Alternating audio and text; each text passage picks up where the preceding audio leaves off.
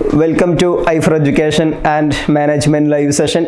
ഐഫർ എഡ്യൂക്കേഷൻ്റെ മാനേജ്മെൻറ്റിൻ്റെ മറ്റൊരു ലൈവ് സെഷനിലേക്ക് എല്ലാവർക്കും സ്വാഗതം.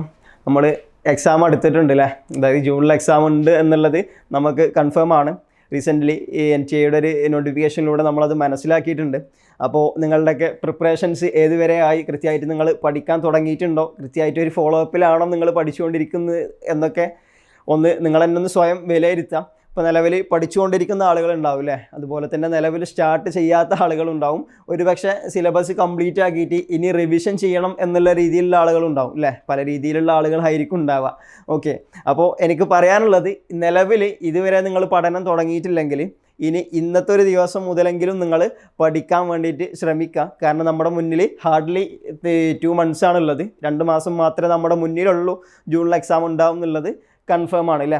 അപ്പോൾ ഇന്നത്തെ ഒരു സെഷനിലൂടെ നമ്മൾ ഉദ്ദേശിക്കുന്നത്, നമ്മൾ ഈ ഒരു 2 മാസം അല്ലെങ്കിൽ ഇനിയുള്ളൊരു ദിവസങ്ങളിൽ എങ്ങനെ പഠിച്ചാലാണ് നമുക്ക് കൃത്യമായിട്ടൊരു നെറ്റിലേക്കോ അല്ലെങ്കിൽ JRFിലേക്കോ നമുക്ക് എത്താൻ പറ്റുക, നമുക്കത് ക്രാക്ക് ചെയ്യാൻ പറ്റുക എന്നുള്ള കുറച്ച് കാര്യങ്ങളാണ് നമ്മളിന്ന് ഡിസ്കസ് ചെയ്യുന്നത് കേട്ടോ. അപ്പോൾ നമ്മൾ കുറച്ച് കുറച്ച് ഡെഡ് ലൈൻസ് നമ്മൾ പറയും, അതിനനുസരിച്ച് നിങ്ങളൊന്ന് പ്രിപ്പയർ ചെയ്യാൻ വേണ്ടി ശ്രമിക്കുക. ഓക്കെ, അതായത് ഇന്ന ദിവസം നിങ്ങൾ ഇന്ന സെഷൻ തന്നെ അല്ലെങ്കിൽ ഇന്ന സബ്ജക്റ്റ് തന്നെ പഠിക്കണം എന്നുള്ള രീതിയിലല്ല, അത് നിങ്ങളൊരു ചോയ്സാണ്. നിങ്ങൾ സമയം കണ്ടെത്തിയിട്ട് നിങ്ങളൊരു താല്പര്യത്തിനനുസരിച്ച് നിങ്ങൾ നോക്കിയാൽ മതി. പക്ഷേ ഇത്ര ദിവസം കൊണ്ട് നിങ്ങൾ തീർക്കണം എന്നുള്ളൊരു കാര്യമുണ്ട്, ആ കാര്യങ്ങൾ നിങ്ങളൊന്ന് ശ്രദ്ധിച്ചാൽ മതി കേട്ടോ. ഓക്കെ, അപ്പോൾ നമുക്ക് നമ്മുടെ സെഷനിലേക്ക് പോവാം. നമ്മൾ ആദ്യമായിട്ട് നമുക്ക് സിലബസ് ഒന്ന് ഡീറ്റെയിൽഡ് ആയിട്ടല്ല, സിമ്പിളി നമുക്കൊന്ന് നോക്കാമല്ലോ, ഒന്ന് ഓടിച്ചു പോവാം. ഡീറ്റെയിൽഡ് ആയിട്ട് സിലബസ് നമ്മൾ മുന്നേ ഡിസ്കസ് ചെയ്തിട്ടുണ്ട്. അപ്പോൾ നിങ്ങളത് യൂട്യൂബിൽ സെർച്ച് ചെയ്ത് കഴിഞ്ഞാൽ നിങ്ങൾക്കത് മനസ്സിലാക്കാൻ പറ്റും. അതുപോലെ തന്നെ നമ്മുടെ NTA വെബ്സൈറ്റിൽ പോയി കഴിഞ്ഞാൽ, അതുപോലെ തന്നെ ഗൂഗിളിലൊക്കെ നിങ്ങൾ സെർച്ച് ചെയ്ത് കഴിഞ്ഞാൽ നിങ്ങൾക്ക് സിമ്പിളായിട്ട് ലഭിക്കുന്നതാണ് സിലബസിൽ. ഓക്കെ, അപ്പോൾ നമുക്ക് എന്താണെന്നുള്ളത് സിമ്പിളി നമുക്കൊന്ന് അതിൻ്റെ ഹെഡിങ്ങുകളൊന്ന് ഓടിച്ചു പോവാം. ഓക്കെ, നമ്മുടെ സിലബസിനെ നമുക്ക് എന്ത് ചെയ്യാൻ പറ്റും, 3 തരത്തിൽ കാറ്റഗറി ചെയ്യാൻ പറ്റും അല്ലേ. 3 തരത്തിൽ. ഒന്ന് തിയററ്റിക്കൽ പാർട്ടാണ്, രണ്ടാമതായി വരുന്നത് ഫാക്ച്വൽ പാർട്ടാണ്, പിന്നെ മൂന്നാമതൊരു പാർട്ട് വരുന്നത് പ്രാക്ടിക്കൽ പാർട്ടാണ് അല്ലേ. ഓക്കെ, അപ്പോൾ ഈ 3 തരത്തിൽ നമുക്കതിനൊന്ന് കാറ്റഗറൈസ് ചെയ്യാൻ പറ്റും. നമുക്കിപ്പോൾ പല ആളുകളും പല രീതിയിലുള്ള ആളുകളായിരിക്കും. ചില ആളുകൾക്ക് കൂടുതലായിട്ടും തിയറി ആയിരിക്കും താല്പര്യം ഉണ്ടാവുക, തിയറിയിൽ കൂടുതൽ സ്കോർ ചെയ്യുന്ന ആളുകളായിരിക്കും അല്ലേ. ചില ആളുകൾ പ്രാക്ടിക്കൽ സെഷനിൽ അല്ലെങ്കിൽ പ്രാക്ടിക്കലായിട്ടുള്ള സബ്ജക്റ്റുകളിൽ നല്ല നോളജുള്ള ആളുകളായിരിക്കും, പെട്ടെന്ന് പ്രോബ്ലംസ് ഒക്കെ സോൾവ് ചെയ്യാൻ കഴിയുന്ന ആളുകളായിരിക്കും അല്ലേ, അതിൽ താല്പര്യമുള്ള ആളുകളുണ്ടാവും. ഓക്കെ, അപ്പോൾ നമ്മുടെ ഒരു സിലബസ് എന്ന് പറയുന്നത് ഇത് രണ്ടും കൂടി ചേർന്നിട്ടുള്ളതാണ് നമ്മുടെ ഒരു സിലബസ് എന്ന് പറയുന്നത്. ഓക്കെ, അപ്പോൾ അതിൽ തിയററ്റിക്കൽ പാർട്ടിൽ വരുന്നത് ഫസ്റ്റ് ബിസിനസ് മാനേജ്മെൻറ്റുമായി ബന്ധപ്പെട്ട കാര്യങ്ങളാണ്. നമ്മൾ വളരെ ഹയർ സെക്കൻഡറി ലെവൽ മുതലൊക്കെ നമ്മൾ പഠിച്ചു വരുന്ന ഒരുപാട് കാര്യങ്ങളാണ് അതിൽ വരുന്നത്. ഓക്കെ, പിന്നെ അതിൽ കുറച്ച് കാര്യങ്ങൾ അഡ്വാൻസ്ഡ് ആയിട്ട് വരുന്നുള്ളൂ. കൂടുതലും കാര്യങ്ങൾ നമ്മൾ മുന്നേ ഒരുപാട് തവണ പഠിച്ചിട്ടുള്ള കാര്യങ്ങളാണല്ലേ, ബിസിനസ് മാനേജ്മെൻറ്റിൻ്റെ ഫങ്ഷൻസ്. അതുപോലെ തന്നെ അതിൻ്റെ തിയറീസ് വരുന്നുണ്ട്. തിയറീസ് നിങ്ങളൊന്ന് ഇമ്പോർട്ടൻ്റ് ആയി ശ്രദ്ധിക്കണം. അത് ഒരുപാട് ചാപ്റ്റേഴ്സിലുണ്ട് കേട്ടോ. അതായത് IBൻ്റെ ഇൻ്റർനാഷണൽ ബിസിനസ്സിൻ്റെ ഭാഗത്ത് തിയറീസ് ഉണ്ട്, അതുപോലെ തന്നെ മോട്ടിവേഷൻ തിയറീസ്, ലീഡർഷിപ്പ് തിയറീസ്, അതുപോലെ തന്നെ അങ്ങനെ ഒരുപാട് തിയറീസ് ഉണ്ട്. ആ തിയറീസ് നിങ്ങൾ കമ്പൽസറി ആയിട്ട് നോക്കണം എന്നുള്ളതാണ്. കാരണം ഏതെങ്കിലും ഒരു തിയറി ചോദിച്ചിട്ടില്ലാത്ത ഒരു എക്സാം ഉണ്ടാവില്ല. ഓക്കെ, ഓൾമോസ്റ്റ് എല്ലാ എക്സാമിലും തിയറീസ് ഏതെങ്കിലും ആയിട്ട് ചോദിച്ചിട്ടുണ്ടാവും. അപ്പോൾ ഏതാണെന്നില്ല നമുക്ക് കൃത്യമായിട്ട് പറയാൻ കഴിയില്ലല്ലോ. അപ്പോൾ മാക്സിമം എല്ലാ തിയറീസും നിങ്ങൾ നോക്കുക എന്നുള്ളതാണ്. ഓക്കെ, അപ്പോൾ ദെൻ നമുക്ക് രണ്ടാമതായി വരുന്നത് OB ആൻഡ് HRM ആണ് അല്ലേ, organisation behaviour and human resource management അല്ലേ. അതിൽ OBയിൽ വരുന്ന ഓർഗനൈസേഷൻ്റെ ബിഹേവിയേഴ്സ് ഉണ്ട്, അതുപോലെ തന്നെ ഗ്രൂപ്പ് ബിഹേവിയർ, ഇൻഡിവിജ്വൽ ബിഹേവിയർ, ഇതുമായി ബന്ധപ്പെട്ട ഒരുപാട് കാര്യങ്ങൾ അല്ലേ, പെർസെപ്ഷൻസ്, വാല്യൂസ്, ഇങ്ങനത്തെ കുറച്ച് കാര്യങ്ങളാണ് അതിൽ ഡിസ്കസ് ചെയ്യുന്നത്. ഓക്കെ, അതുപോലെ തന്നെ ദെൻ നമുക്ക് വരുന്നത് HRM ഉണ്ട് അല്ലേ. HRM 2 ചാപ്റ്ററിലായിട്ടാണ് അത് ഡിസ്കസ് ചെയ്യുന്നത്. OBയുടെ കണ്ടിന്യൂഷൻ ആയിട്ട് ഡിസ്കസ് ചെയ്യുന്നുണ്ട്, അതുപോലെ തന്നെ അടുത്തൊരു ചാപ്റ്റർ ആയിട്ടും HRM ഡിസ്കസ് ചെയ്യുന്നുണ്ട്. ഓക്കെ, അപ്പോൾ ഈ 2 ഏരിയൻ്റെ പ്രത്യേകത എന്ന് പറഞ്ഞു കഴിഞ്ഞാൽ കൂടുതലും നമുക്ക് ഡയറക്റ്റ് ക്വസ്റ്റ്യൻസ് വളരെ കുറവായിരിക്കും. ഓക്കെ, OB എന്നൊക്കെ ഡയറക്റ്റ് ആയിട്ടുള്ള ക്വസ്റ്റ്യൻസ് വളരെ കുറവായിരിക്കും. പക്ഷേ നമ്മൾ ആ കാര്യങ്ങൾ പഠിച്ചു കഴിഞ്ഞാൽ ഇൻഡയറക്റ്റ് ക്വസ്റ്റ്യൻ ആണെങ്കിലും നമുക്കത് ആൻസർ ചെയ്യാൻ കഴിയും. അങ്ങനത്തെ ക്വസ്റ്റ്യൻസ് ആയിരിക്കും അവിടെ നിന്ന് ഉണ്ടാകുക. ഓക്കെ, ദെൻ നമുക്ക് വരുന്നത് മാർക്കറ്റിംഗ് ആണ്. മാർക്കറ്റിങ്ങിൽ വരുന്ന ഒരുപാട് കാര്യങ്ങൾ, മാർക്കറ്റിംഗ് ഓൾമോസ്റ്റ് സിമ്പിൾ ടോപ്പിക്കാണ്, എന്നാലും അവിടെ നിന്നും കുറച്ച് ഡീപ്പായിട്ടുള്ള ചില കാര്യങ്ങളൊക്കെ ചോദിക്കാറുണ്ട്. പക്ഷേ ഓൾമോസ്റ്റ് ഒരു സിമ്പിളായിട്ടുള്ള ടോപ്പിക്കാണ് മാർക്കറ്റിംഗ് മാനേജ്മെൻറ്റ് എന്നുള്ളത്. ദെൻ നമുക്കുള്ളത് സ്ട്രാറ്റജിക് മാനേജ്മെൻ്റ് ആണ്. അത് ചെറിയൊരു ചാപ്റ്ററാണ്. അതിൽ കുറച്ച് ഇൻറ്റേർണൽ അനാലിസിസ് അതുപോലെ തന്നെ എക്സ്റ്റേണൽ അനാലിസിസ് ഒക്കെ ഉണ്ട്. അങ്ങനത്തെ കുറച്ച് കാര്യങ്ങളാണ്. നിങ്ങൾ നോക്കിയാൽ നിങ്ങൾക്ക് മനസ്സിലാവുന്ന കുറച്ച് കാര്യങ്ങളാണ്. അപ്പോൾ അതൊന്ന് ശ്രദ്ധിക്കുക. ദെൻ ഇൻ്റർനാഷണൽ ബിസിനസ് ഉണ്ട്. ഇൻ്റർനാഷണൽ ബിസിനസ്സുമായി ബന്ധപ്പെട്ട കാര്യങ്ങൾ, സ്റ്റേജസ്, അപ്രോച്ചസ്, അതുപോലെ തന്നെ തിയറീസ് ഒക്കെ ഉണ്ട്. ഇൻ്റർനാഷണൽ ബിസിനസ്സിൻ്റെ തിയറീസ് ഉണ്ട്. ഓക്കെ, അപ്പോൾ ഈ കാര്യങ്ങളൊക്കെ ഒന്ന് നിങ്ങൾ നോക്കുക. അപ്പോൾ ഈ ഒരു കാര്യങ്ങളാണ്, അല്ലെങ്കിൽ ഈ ഒരു ചാപ്റ്റേഴ്സാണ്, ഈ ഒരു ടോപ്പിക്സാണ് തിയററ്റിക്കൽ പാർട്ടിൽ നമുക്ക് വരുന്നത് കേട്ടോ. തിയററ്റിക്കൽ പാർട്ടിൽ വരുന്നത് ഈ ഒരു ഭാഗങ്ങളാണ്. ദെൻ നമുക്കുള്ളത് ഫാക്ച്വൽ ആയിട്ടുള്ള കാര്യങ്ങളാണ്. ഫാക്ച്വലായിട്ട് ക്വസ്റ്റ്യൻസ് ചോദിക്കുന്നതാണ് എൻ്റർപ്രണർഷിപ്പ് ഡെവലപ്മെൻറ്റും അതുപോലെ തന്നെ IBയുടെ, അതായത് ഇൻ്റർനാഷണൽ ബിസിനസ്സിൻ്റെ കണ്ടിന്യൂഷനായിട്ട് വരുന്ന കാര്യമാണ് IT, ഇൻഫർമേഷൻ ടെക്നോളജി, അതുപോലെ തന്നെ MIS-ഉം. ഓക്കെ, അപ്പോൾ ഇതിൽ നിന്ന് ഫാക്ച്വലായിട്ട് ചില ക്വസ്റ്റ്യൻസ് ചോദിച്ച് കണ്ടിട്ടുണ്ട്. കംപ്ലീറ്റ്ലി ഫാക്ച്വൽ ആണ് എന്നുള്ളതല്ല, പക്ഷേ മോസ്റ്റ് ഫാക്ച്വൽ ക്വസ്റ്റ്യൻസ് ഇതിൽ നിന്ന് വന്ന് കണ്ടിട്ടുണ്ട്. ഓക്കെ, അപ്പോൾ ആ കാര്യങ്ങളും നിങ്ങളൊന്ന് ശ്രദ്ധിക്കുക. ദെൻ നമ്മുടെ അടുത്തൊരു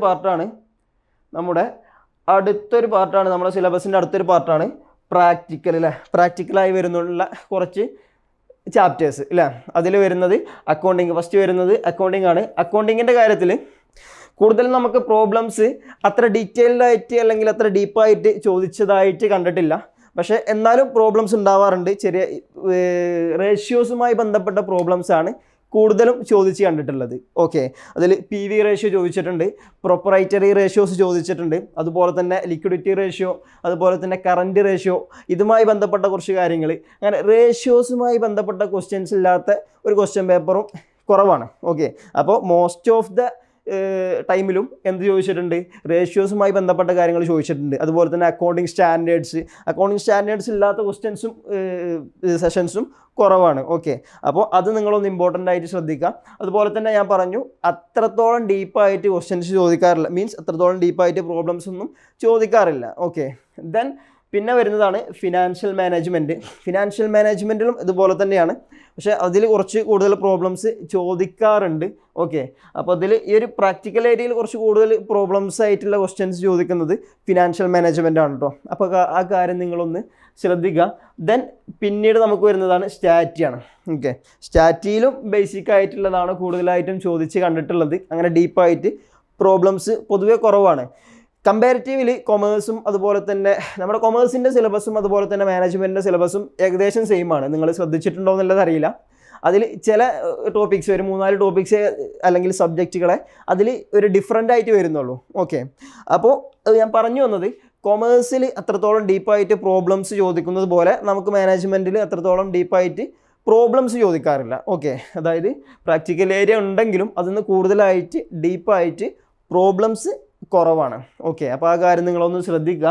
ദെൻ മാനേജീരിയൽ എക്കണോമിക്സിലെ ഇത് കംപ്ലീറ്റ്ലി ഒരു പ്രാക്ടിക്കൽ സബ്ജക്റ്റ് അല്ലെങ്കിലും അവിടെ നാഷണൽ ഇൻകവുമായി ബന്ധപ്പെട്ടുള്ള ഏരിയയിൽ GDP-യുമായി ബന്ധപ്പെട്ട ഏരിയയിൽ നിന്നൊക്കെ ഒരു പ്രോബ്ലമാറ്റിക് ക്വസ്റ്റ്യൻസ് പ്രോബ്ലംസ് ചോദിച്ചിട്ടുണ്ട്. അപ്പോൾ ആ കാര്യങ്ങൾ ശ്രദ്ധിക്കുക. പൊതുവെ എക്കണോമിക്സ് ഒരു സിമ്പിളായിട്ടുള്ളൊരു ടോപ്പിക്കാണ്.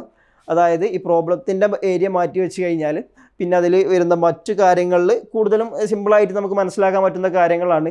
അതുപോലെ തന്നെ ഞാൻ ബിസിനസ് മാനേജ്മെൻറ്റിൻ്റെ കാര്യത്തിൽ പറഞ്ഞ പോലെ നമ്മൾ ഹയർ സെക്കൻഡറി ലെവൽ മുതലേ പഠിച്ചുകൊണ്ടിരിക്കുന്ന ഒരുപാട് കാര്യങ്ങളാണ് മാനേജീരിയൽ എക്കണോമിക്സിലും നമുക്ക് പഠിക്കാനുള്ളത്. ഓക്കെ, അപ്പോൾ ഈ ഒരു കാര്യങ്ങളാണ് നമ്മുടെ സിലബസുമായി ബന്ധപ്പെട്ട് പറയാനുള്ളത്. ഓക്കെ, ദെൻ നമുക്ക് നമ്മുടെ ഒരു സ്ട്രാറ്റജിയിലേക്ക് പോവാം അല്ലേ. ഇന്നത്തെ ഒരു സെഷനിലൂടെ ഞാൻ ഉദ്ദേശിക്കുന്നത് ഒരു 2 തരം അപ്രോച്ചാണ്. അതായത് നമ്മൾ ഈ ഒരു ഇനിയുള്ള ഒരു 2 മാസം അല്ലെങ്കിൽ ഇനി നമുക്ക് നാളത്തെ ഒരു ദിവസം തൊട്ട് നമ്മൾ കൗണ്ട് ചെയ്യുകയാണെങ്കിൽ ഒരു ജൂൺ 10th വരെയൊക്കെ കൗണ്ട് ചെയ്യുകയാണെങ്കിൽ അതിൽ നമുക്ക് ഒരു 55 ഡേയ്സാണ് നമുക്ക് വരുന്നത്, 55 ദിവസം. ഓക്കെ, അപ്പോൾ ഈ ഒരു ദിവസത്തിൽ നമുക്ക് പഠിക്കാനുള്ളൊരു സ്ട്രാറ്റജിയാണ്. അതിന് ഞാൻ ഉദ്ദേശിക്കുന്നത് 2 തരത്തിലാണ്. ഒന്നാമത് വരുന്നത് കംപ്ലീറ്റ് സിലബസ് അപ്രോച്ചാണ്. അതായത് നോർമൽ കേസിൽ എല്ലാവരും ചെയ്യുന്നത് പോലെ തന്നെ സിലബസ് കംപ്ലീറ്റ് പഠിക്കുക. അത് പേപ്പർ 1-ൻ്റെതായാലും മാനേജ്മെൻറ്റിൻ്റെതായാലും കംപ്ലീറ്റ് സിലബസ് നമ്മൾ കവർ ചെയ്യുക. ഓക്കെ, അങ്ങനെ കവർ ചെയ്തിട്ട് പഠിക്കുന്നത് ഒരു കംപ്ലീറ്റ് സിലബസ് അപ്രോച്ച് എന്നുള്ള രീതിയിൽ. രണ്ടാമതായിട്ട് ഞാൻ പറയാൻ ഉദ്ദേശിക്കുന്നത് നമ്മുടെ ഒരു സെലക്റ്റീവ് അപ്രോച്ചാണ്.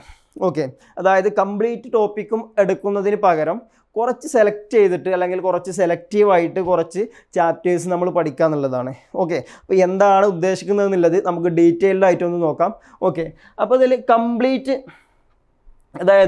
കംപ്ലീറ്റ് സിലബസ് എന്ന് പറഞ്ഞു കഴിഞ്ഞാൽ ഉദ്ദേശിക്കുന്നത് ഇനി നമ്മുടെ മുന്നിലുള്ളത് നമുക്ക് 55 ഡേയ്സ് ആണ് അല്ലേ. നമുക്കിനിയുള്ളത് ഞാൻ പറഞ്ഞ രീതിയിൽ നമ്മൾ നോക്കുമ്പോൾ 55 ഡേയ്സാണ് നമുക്ക് നമ്മുടെ മുന്നിൽ ഇനിയുള്ളത്. ഓക്കെ, അപ്പോൾ ഈ ദിവസത്തിനെ നമുക്കൊന്ന് 2-3 തരത്തിൽ എന്ത് ചെയ്യാം, കാറ്റഗറി ആക്കിയിട്ട് മാറ്റാം. ഓക്കെ അതിൽ ഫസ്റ്റ് നമ്മൾ കംപ്ലീറ്റ് സിലബസ് നമ്മൾ കവർ ചെയ്യണമല്ലോ. അപ്പോൾ അതിന് വേണ്ടിയിട്ട് നമ്മളൊരു 35 ഡേയ്സ് കൊടുക്കാം. 35 ഡേയ്സ് എന്തിനു വേണ്ടിയിട്ടാണ്? സിലബസ് കവർ ചെയ്യാൻ വേണ്ടിയിട്ട്. എന്തിനു വേണ്ടിയിട്ടാണ്? സിലബസ് കവർ ചെയ്യാൻ വേണ്ടി, കംപ്ലീറ്റ് സിലബസ് നമ്മൾ പഠിക്കാൻ വേണ്ടിയിട്ട് 35 ഡേയ്സ് കൊടുക്കാം. ഈ 35 ഡേയ്സിൽ അത് പഠിക്കേണ്ടത് പിന്നെ നിങ്ങളൊരു താല്പര്യത്തിനനുസരിച്ചാണ് കേട്ടോ. നിങ്ങൾക്ക് അറിയുന്നുണ്ടാവും നിങ്ങളെ സ്ട്രെങ്ത് എന്താണ് അല്ലെങ്കിൽ നിങ്ങളെ വീക്ക്നെസ് എന്താണെന്നുള്ളത്. അത് നിങ്ങൾ അറിയില്ലെങ്കിൽ ഇപ്പോൾ നിങ്ങളൊരു കൺഫ്യൂഷനിലാണ്. അതായത് നിങ്ങൾക്ക് കൃത്യമായിട്ട് അറിയില്ല, നിങ്ങൾക്ക് ഏത് ഏരിയയിൽ നിന്നാണ് നിങ്ങൾക്ക് സ്ട്രോങ് ആയിട്ട് അറിയുന്നത്, ഏത് ഏരിയയിലാണ് നിങ്ങൾക്ക് അറിയാത്തത്, നിങ്ങൾക്ക് കൃത്യമായിട്ട് നിങ്ങൾക്ക് മനസ്സിലാക്കാൻ പറ്റുന്നില്ലെങ്കിൽ നിങ്ങളൊരു കാര്യം ചെയ്യാം. എന്താ ചെയ്യുക? അതായത് നിങ്ങൾ 2-3 മോക്ക് ടെസ്റ്റുകൾ അറ്റൻഡ് ചെയ്യുക. അതായത് കംപ്ലീറ്റ് 100 ക്വസ്റ്റ്യൻസൊക്കെ ഉള്ള മാനേജ്മെൻറ്റിൽ അല്ലെങ്കിൽ 150 ക്വസ്റ്റ്യൻസൊക്കെ വെച്ചിട്ടുള്ള മോക്ക് ടെസ്റ്റ് ഒരു 2-3 ടെസ്റ്റുകൾ നിങ്ങൾ അറ്റൻഡ് ചെയ്യുക. അങ്ങനെ നിങ്ങൾ അറ്റൻഡ് ചെയ്യുന്ന സമയത്ത് നിങ്ങൾക്ക് സ്കോർ ചെയ്യാൻ പറ്റുന്ന ഏരിയ ഉണ്ടാവും. ആ ഒരു 2-3 നിങ്ങൾ അറ്റൻഡ് ചെയ്തതിന് ശേഷം നിങ്ങളൊന്ന് കമ്പയർ ചെയ്ത് നോക്കുമ്പോൾ ചില ഏരിയ നിങ്ങൾക്ക് നല്ല സ്കോർ ചെയ്യാൻ പറ്റിയിട്ടുണ്ടാവും, നല്ല രീതിയിൽ സ്കോർ ചെയ്യാൻ പറ്റിയിട്ടുണ്ടാവും ചില ടോപ്പിക്കിൽ. ചില ടോപ്പിക്കിലാണെങ്കിൽ നിങ്ങൾക്ക് തീരെ സ്കോർ ചെയ്യാൻ പറ്റാത്ത ഏരിയകളുണ്ടാവും. അപ്പോൾ അങ്ങനെ നിങ്ങൾ നോക്കിക്കഴിഞ്ഞാൽ നിങ്ങൾ ഒരു 2-3 ടെസ്റ്റുകൾ നിങ്ങൾ അറ്റൻഡ് ചെയ്ത് കഴിഞ്ഞാൽ നിങ്ങൾക്ക് ഓട്ടോമാറ്റിക്കലി മനസ്സിലാകും ഏത് ഏരിയയിലാണ് നിങ്ങൾ സ്ട്രോങ്, ഏത് ഏരിയയിലാണ് നിങ്ങൾക്ക് ഇനിയും പഠിക്കേണ്ടത് എന്നുള്ളത്. അപ്പോൾ ആ രീതിയിൽ നിങ്ങൾ മനസ്സിലാക്കുക. ഈ മനസ്സിലാക്കുന്നത് ഇനിയാണ് കേട്ടോ കാര്യം. അതായത് നിങ്ങളിങ്ങനെ മനസ്സിലാക്കുന്നത് എന്തിനാണെന്ന് വെച്ച് കഴിഞ്ഞാൽ, ഞാൻ ഈ പറഞ്ഞ 35 ഡേയ്സ് ഉണ്ടല്ലോ, ഈ 35 ദിവസം കൊണ്ടാണ് നിങ്ങൾ ഇനി ബാക്കിയുള്ളതൊക്കെ കംപ്ലീറ്റ് പഠിക്കേണ്ടത്.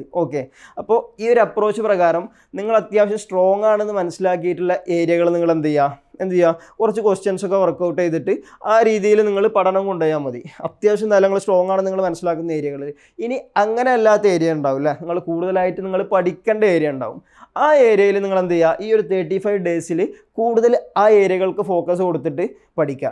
കൂടുതൽ ആ ഏരിയകൾക്ക് കൂടുതൽ സമയം കൊടുത്തിട്ട് നിങ്ങൾ പഠിക്കാൻ വേണ്ടി ശ്രമിക്കുക. അവിടെ പഠിക്കുന്ന സമയത്ത് നിങ്ങൾ ശ്രദ്ധിക്കേണ്ട ഒരു കാര്യം, നിങ്ങൾ മാനേജ്മെൻറ്റ് മാത്രമല്ല നിങ്ങൾ പഠിക്കേണ്ടത്, അതിൻ്റെ കൂടെ പേപ്പർ 1 കൂടി നിങ്ങൾ വെയിറ്റേജ് കൊടുത്തിട്ട് നിങ്ങൾ പഠിക്കാൻ വേണ്ടി ശ്രമിക്കുക കേട്ടോ. അതായത് പേപ്പർ 1 പഠിക്കണം, അതുപോലെ തന്നെ മാനേജ്മെൻറ്റും പഠിക്കണം. അപ്പോൾ ആ രീതിയിൽ നിങ്ങൾ എങ്ങനെയാണോ, ഒരു പക്ഷേ ചില ആളുകൾക്ക് നിങ്ങൾക്കൊരു 15 ദിവസം പേപ്പർ 1 മതിയാവും അല്ലേ. അതായത് പേപ്പർ 1 15 ദിവസം ചില ആളുകൾക്ക് അത് മതിയാവും. ചില ആളുകൾക്ക് എന്ത് വേണ്ടി വരും, ഒരു 20 ദിവസം വേണ്ടി വരും പേപ്പർ 2 അല്ലേ. പേപ്പർ 2 എന്താണ്, ഒരു 20 ഡേയ്സ് പേപ്പർ 2 വേണ്ടി വരും. ചിലപ്പോൾ അത് നേരെ തിരിച്ചു ആവാം കേട്ടോ. പേപ്പർ 1 20 ഡേയ്സും പേപ്പർ 2 ഒരു 15 ഡേയ്സും ആ രീതിയിലുള്ള ആളുകളുണ്ടാവും. പല ആളുകളെയും കപ്പാസിറ്റി അല്ലെങ്കിൽ പല ആളുകളെയും കാലിബർ പല രീതിയിലായിരിക്കും ഉണ്ടാവില്ല. ചില ആളുകൾ പേപ്പർ 1 സ്ട്രോങ് ആയിരിക്കും, ചില ആളുകൾ മാനേജ്മെൻറ്റ് സ്ട്രോങ് ആയിരിക്കും. അപ്പോൾ നിങ്ങളുടെ കപ്പാസിറ്റിക്ക് അനുസരിച്ചാണ് നിങ്ങളിവിടെ ടൈം കൊടുക്കേണ്ടത്. അതുപോലെ തന്നെ ഇനിയിപ്പോൾ നിങ്ങൾ ഒരു പ്രൊപ്പോഷൻ വെച്ചിട്ട് പഠിക്കണമെന്നില്ല. ഈ ഒരു 35 ഡേയ്സിൻ്റെ ഉള്ളിൽ നിങ്ങൾക്ക് എങ്ങനെയൊക്കെ പഠിക്കാൻ പറ്റുമോ അങ്ങനെയൊക്കെ പഠിച്ചിട്ട് നിങ്ങൾ എന്ത് ചെയ്യുക, ആ ഒരു സിലബസ് കവർ ചെയ്യുക എന്നുള്ളതാണ്. നിങ്ങളെ കൊണ്ട് മാക്സിമം പറ്റുന്ന രീതിയിൽ കംപ്ലീറ്റ് സിലബസ് കവർ ചെയ്യുക. അതിനുശേഷം ഇവിടുന്നാണ് പഠനം തുടങ്ങുന്നത് കേട്ടോ. അതായത് നമ്മൾ ഈ ഒരു എക്സാം മാത്രമല്ല, നമ്മൾ ഏതൊരു എക്സാമിന് അറ്റൻഡ് ചെയ്യുമ്പോഴും നമ്മൾ കംപ്ലീറ്റ് സിലബസ് കവർ ചെയ്തിട്ടുണ്ട് എന്നൊരു കോൺഫിഡൻസിൽ നിങ്ങൾ പോകരുത്. അതിന് മുന്നേ നിങ്ങൾ എന്ത് ചെയ്യണം, നിങ്ങൾ റിവിഷന് വേണ്ടിയിട്ട് സമയം കണ്ടെത്തണം. റിവിഷൻ ഇല്ലാതെ നിങ്ങളൊരു എക്സാം അറ്റൻഡ് ചെയ്തിട്ട് കാര്യമില്ല. അങ്ങനെ തന്നെ പറയാമല്ലോ. അതായത് നിങ്ങൾ റിവിഷൻ ചെയ്യാതെ നിങ്ങളൊരു എക്സാം അറ്റൻഡ് ചെയ്തിട്ട് കാര്യമില്ല. കാരണം നിങ്ങൾ പഠിച്ചിട്ടുള്ള കോൺസെപ്റ്റ് പലതും നിങ്ങൾ മറന്നിട്ടുണ്ടാവും അല്ലേ. അതായത് ഒരു മനുഷ്യന് പഠിച്ചു കഴിഞ്ഞാൽ അത് മറക്കുന്നുള്ളത് 100% ഷുവറാണ്. നമ്മൾ പഠിച്ചിട്ടുള്ള കാര്യങ്ങൾ ഒരിക്കലും കാലാകാലം നമുക്കത് ഓർത്തിരിക്കാൻ കഴിയില്ല. അതൊരു മനുഷ്യന് ഉണ്ടാകുന്ന സംഭവമാണ് മറവി എന്നുള്ളത്. അപ്പോൾ അതുകൊണ്ട് തന്നെ നിങ്ങൾ കോൺസെപ്റ്റുകൾ പഠിച്ചിട്ടുണ്ട് എന്നുള്ളൊരു കോൺഫിഡൻസിൽ മാത്രം പോകരുത്. നിങ്ങൾ എന്ത് ചെയ്യുക, അത് റിവൈസ് ചെയ്യാനും കൂടി നിങ്ങൾ സമയം കണ്ടെത്തുക എന്നുള്ളതാണ്. എത്രയാണോ നിങ്ങൾ പഠിച്ചിട്ടുള്ളത് അത് മാക്സിമം നിങ്ങൾ റിവൈസ് ചെയ്യാൻ വേണ്ടിയിട്ട് ശ്രമിക്കുക എന്നുള്ളതാണ് ചെയ്യേണ്ടത്. അപ്പോൾ ഇനി നമ്മൾ 35 ഡേയ്സ് നമ്മൾ സിലബസ് കവർ ചെയ്യാൻ വേണ്ടിയിട്ട് എടുത്തു അല്ലേ. ഇനി നമുക്കുള്ളത് 20 ഡേയ്സ് ആണ് അല്ലേ. അപ്പോൾ അതിലൊരു 10 ദിവസം 10 ഡേയ്സ് നമ്മൾ എന്തിനു കൊടുക്കാം, റിവിഷന് വേണ്ടിയിട്ട് കൊടുക്കാം. എന്തിനു വേണ്ടിയിട്ട്, റിവിഷന് വേണ്ടിയിട്ട് അല്ലേ. 10 ദിവസം നമ്മൾ എന്തിനു കൊടുക്കുക, റിവിഷന് വേണ്ടിയിട്ട് 10 ദിവസം നമ്മൾ കൊടുക്കാം. ഈ ഒരു 10 ദിവസം റിവിഷൻ എന്ന് പറയുന്ന ഒരു കാര്യം ഉണ്ടല്ലോ, നമുക്കത് നോക്കാം. അതായത് റിവിഷൻ എന്ന് പറയുന്നത് ഭയങ്കര ബോറായിട്ടുള്ള പരിപാടിയാണ് അല്ലേ, ഭയങ്കര ചടപ്പായിട്ടുള്ള പരിപാടിയാണ്. നമുക്ക് വലിയ താല്പര്യമൊന്നും ഉണ്ടാവില്ല റിവൈസ് ചെയ്യാന്നുള്ളത്. കാരണം നമ്മൾ ഒരു വട്ടം പഠിച്ച കാര്യമാകുമ്പോൾ വീണ്ടും വീണ്ടും അതിങ്ങനെ വായിക്കുക എന്ന് പറയുന്നത് നമുക്ക് അത്രത്തോളം വലിയ താല്പര്യമൊന്നും ഉണ്ടാവില്ല. ഓക്കെ, അപ്പോൾ ആ ഒരു സമയത്ത് നിങ്ങൾ എന്ത് ചെയ്യുക, റിവൈസ് ചെയ്യുന്ന സമയത്ത് ഒന്ന് കുറച്ച് ഈസി ആയിട്ടുള്ള ടോപ്പിക്ക് റിവൈസ് ചെയ്യുക, അതിൻ്റെ കൂടെ തന്നെ എന്ത് ചെയ്യുക, ഹാർഡായിട്ടുള്ളൊരു ടോപ്പിക്ക് കൂടെ റിവൈസ് ചെയ്യുക. ഓക്കെ, ആ ഒരു രീതിയിൽ ബാലൻസ് ചെയ്തിട്ട് നിങ്ങൾ റിവൈസ് ചെയ്യുക. അങ്ങനെ ആകുമ്പോൾ വലിയൊരു മടുപ്പ് ഉണ്ടാവില്ല എന്നുള്ളതാണ്. ഓക്കെ, ഈസി ആയിട്ടുള്ള ടോപ്പിക്ക് മാത്രമാണ് റിവൈസ് ചെയ്യുന്നതെങ്കിൽ നമുക്കത് പഠിക്കാൻ വലിയ താല്പര്യമൊന്നും ഉണ്ടാവില്ല.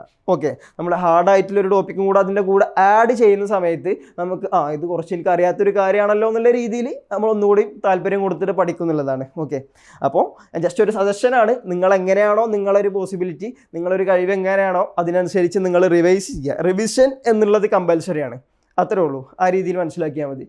ഓക്കെ, അപ്പോൾ ബാക്കി ഒരു 10 ദിവസം നിങ്ങൾ റിവിഷന് വേണ്ടിയിട്ട് സ്പെൻഡ് ചെയ്യാം. അതിൽ പേപ്പർ 1 റിവൈസ് ചെയ്യുക, അതുപോലെ തന്നെ മാനേജ്മെൻറ്റും നിങ്ങളെ കൊണ്ട് കഴിയുന്ന രീതിയിൽ നിങ്ങൾ മാക്സിമം റിവിഷൻ ചെയ്യുക എന്നുള്ളതാണ്. ഓക്കെ, മിനിമം ഒരു പ്രാവശ്യമെങ്കിലും റിവൈസ് ചെയ്യുക എന്നുള്ളതാണ്. ഇനി അതിലേറെ നിങ്ങൾക്ക് കഴിയുന്നുണ്ടെങ്കിൽ 2-3 പ്രാവശ്യമൊക്കെ നിങ്ങൾക്ക് റിവൈസ് ചെയ്യാം കേട്ടോ. ഈ ഒരു 10 ദിവസത്തിൽ നിങ്ങൾ വേറൊരു കോൺസെപ്റ്റ് പഠിക്കാനൊന്നും നിൽക്കേണ്ട ആവശ്യമില്ല. ആ ഒരു 10 ദിവസം നിങ്ങൾ എന്താണോ പഠിച്ചത് അത് നിങ്ങൾ റിവൈസ് ചെയ്തുകൊണ്ടേയിരിക്കുക. ഓക്കെ. ദെൻ നമുക്കുള്ള അടുത്തൊരു 10 ദിവസം ഉണ്ട് അല്ലേ, 55-ൽ നമുക്ക് അടുത്തൊരു 10 ദിവസം ഉണ്ട്. ഈ 10 ദിവസം നമ്മൾ എന്തിനു വേണ്ടിയിട്ടാണ് മാറ്റി വെക്കേണ്ടത്, നമ്മളത് PYQs അതുപോലെ മോക്ക് ടെസ്റ്റൊക്കെ അറ്റൻഡ് ചെയ്യാൻ വേണ്ടിയിട്ട് നമ്മൾ മാറ്റി വെക്കാം. ഓക്കെ, എന്തിനു വേണ്ടിയിട്ടാണ്, നമ്മളൊരു കോൺസെപ്റ്റ് പഠിച്ചു കഴിഞ്ഞു, പഠനത്തിന് ശേഷം നമ്മളത് റിവൈസും ചെയ്തു അല്ലേ. അപ്പോൾ ഏകദേശം നമ്മൾ ആ ഏരിയകളിൽ നമ്മൾ ഏകദേശം ഒന്ന് സ്ട്രോങ് ആയിട്ടുണ്ടാവും, കോൺസെപ്ച്വൽ ക്ലാരിറ്റി നമുക്കുണ്ടാവും അല്ലേ. ആ ഒരു ക്ലാരിറ്റിക്ക് അനുസരിച്ച് പിന്നെ നമ്മൾ എന്ത് ചെയ്യുക, അതിനുശേഷം പിന്നെ എന്ത് ചെയ്യുക, മാക്സിമം നിങ്ങൾ കിട്ടുന്ന ടെസ്റ്റുകളൊക്കെ അറ്റൻഡ് ചെയ്യുക. നമുക്ക് ഓൺലൈനായിട്ട് ഒരുപാട് ടെസ്റ്റുകൾ നമുക്ക് അവൈലബിൾ ആണ് അല്ലേ, ഒരുപാട് ടെസ്റ്റുകൾ നമുക്ക് ഓൺലൈനായിട്ട് അവൈലബിൾ ആണ്. അപ്പോൾ അതൊക്കെ നിങ്ങൾ മാക്സിമം അറ്റൻഡ് ചെയ്യുക. അതുപോലെ തന്നെ നിങ്ങൾ PYQs മാക്സിമം ചെയ്തുകൊണ്ടിരിക്കുക. ഓക്കെ, നിങ്ങൾ PYQs ചെയ്യുന്ന സമയത്ത് നിങ്ങൾ ശ്രദ്ധിക്കേണ്ട ഒരു കാര്യം എന്താണെന്ന് വെച്ച് കഴിഞ്ഞാൽ, നിങ്ങൾ ആ ഒരു പർട്ടിക്കുലർ ക്വസ്റ്റ്യൻ മാത്രം ചെയ്തിട്ട് അതിൻ്റെ ആൻസർ മനസ്സിലാക്കി പോവുക എന്നുള്ളതിൻ്റെ അപ്പുറത്ത് ആ ഒരു ക്വസ്റ്റ്യനിൽ ബാക്കി 3 ഓപ്ഷൻസ് കൂടി ഉണ്ടാവുമല്ലോ. ഒരു ക്വസ്റ്റ്യനിൽ 4 ഓപ്ഷൻ ആണല്ലോ ഉണ്ടാവുക. അപ്പോൾ നിങ്ങൾ എന്ത് ചെയ്യുക, ബാക്കിയുള്ള 3 ഓപ്ഷൻസ് കൂടി നിങ്ങൾ മനസ്സിലാക്കാൻ വേണ്ടിയിട്ട് ശ്രമിക്കുക അല്ലേ. അതും കൂടി ഒന്ന് എക്സ്പ്ലോർ ചെയ്തിട്ട് പഠിക്കാൻ വേണ്ടിയിട്ട് ശ്രമിക്കുക. ഓക്കെ, PYQസിൻ്റെ ഇമ്പോർട്ടൻസ് തന്നെ അതാണ്. PYQസിനെ കുറിച്ച് പറയുന്ന സമയത്ത് 1 ക്വസ്റ്റ്യൻ 4 കോൺസെപ്റ്റ് എന്നുള്ള രീതിയിലാണ് നമ്മൾ പറയുക അല്ലേ. അതായത് ഒരു ക്വസ്റ്റ്യൻ നമ്മൾ ചെയ്ത് കഴിഞ്ഞാൽ അതിൽ നിന്നും 4 കോൺസെപ്റ്റ് നമുക്ക് പഠിക്കാൻ പറ്റും. ഓക്കെ, അപ്പോൾ അതുപോലെ മാക്സിമം ക്വസ്റ്റ്യൻസ് നിങ്ങൾ ചെയ്തുകൊണ്ടേയിരിക്കുക, മാക്സിമം വർക്കൗട്ട് ചെയ്തുകൊണ്ടിരിക്കുക. PYQs ആയാലും മോക്ക് ടെസ്റ്റുകളായാലും നിങ്ങൾക്ക് ലഭിക്കുന്ന ക്വസ്റ്റ്യൻസ് ഏതൊക്കെയാണോ അതൊക്കെ മാക്സിമം വർക്കൗട്ട് ചെയ്യുക.